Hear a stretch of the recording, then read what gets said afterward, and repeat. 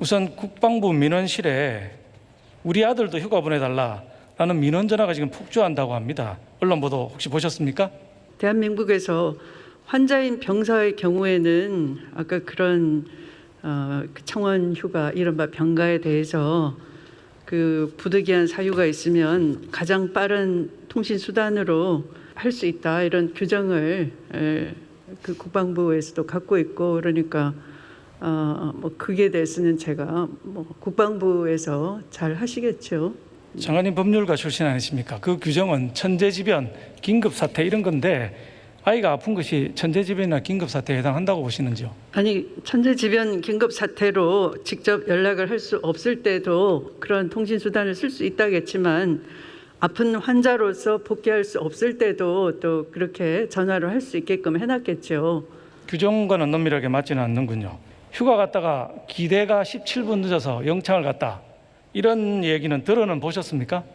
만약에 복귀를 제 시간에 하지 않는 경우에도 제가 본 기사로는 3일간 뭐 저도 정확지 않습니다. 군무에 밝지를 않으니까 뭐 그 3일간 어떤 절차가 있다고 들었고요. 뭐 바로 그것을 뭐 탈영이라든지 뭐 영창이라든지 이렇게는 하지 않고요. 미복귀라고 하고 또 미복귀 사유가 이해가 되면 그 이해되는 대로 안 된다면 법적으로 하고 그러겠죠. 그냥 그 시점에 안 왔다고 해서 곧바로 무슨 탈영이나 뭐 이렇게 하지는 않는 것 같은데요. 대한민국 군대가 네. 그렇게 너그럽지 않습니다. 장관님 아들을 제외한 모든 대한민국의 군 장병들과 가족들은 당연히 알고 있고 따르는 대한민국 군대의 기율입니다. 또 입장문에서 법무부 장관으로서 현재 진행 중인 검찰 수사에 영향을 줘서는 안 되고 검찰이 현재 수사하고 있고 묵묵히 기다리고 있을 뿐이다. 이렇게 쓰신 거 맞죠? 네, 사실입니다. 근데 말씀과 행동이 다르십니다. 아들의 진료 기록 압수수색을 방해한 당시 대검 형사부장, 지금 아들 수사를 담당하고 있는 동부지검장으로 임명을 하셨어요. 영전에 시켰습니다. 또 김관정 부장 방해에도 불구하고 압수수색을 했던 수사팀들은 좌천을 시켰거든요. 본인 사건을 무마시키려고 하는 뚜렷한 의도가 명백한 이 수사 개입 아닌가요?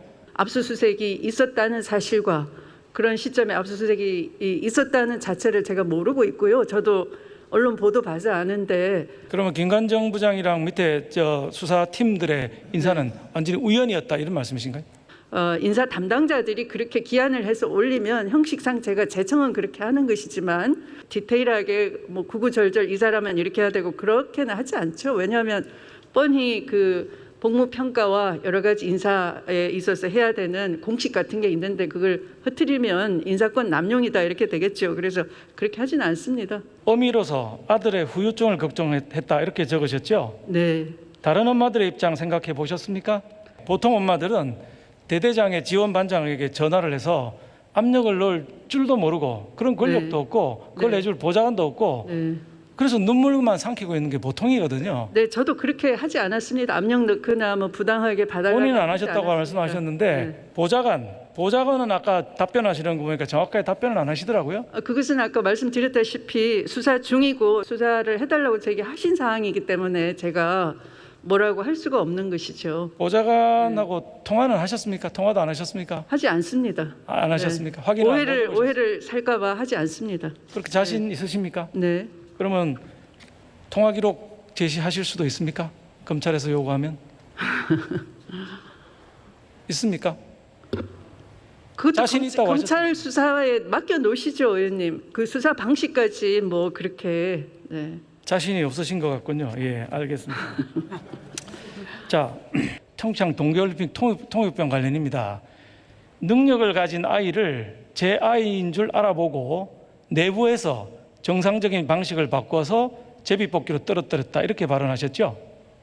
이렇게 말씀을 하셨어요. 군대가 불공정하게 역차별한다 이런 취지로 지금 말씀하신 거예요. 제가 기회를 드릴 테니까 취소하실 의향은 없으십니까?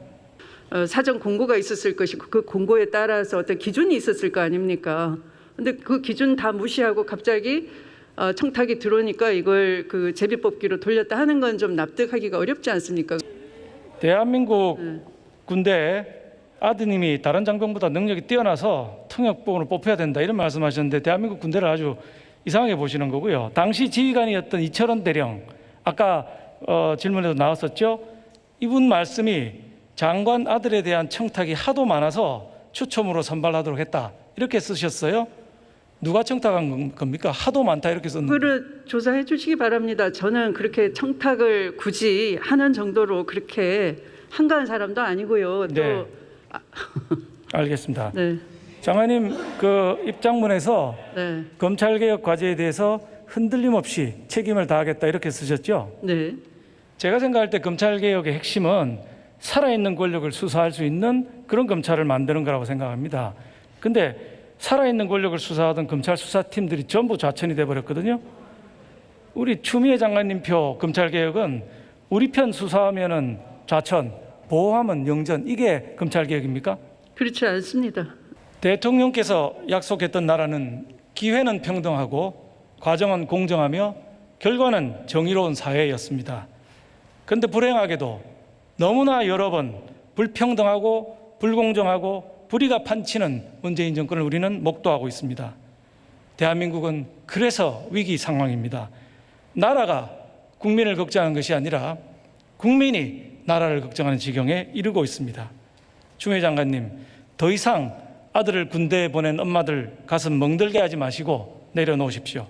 대통령님, 더 이상 국민이 나라를 걱정하게 만들지 마시고 추미애 장관님 해임해 주십시오. 경청해 주셔서 감사합니다.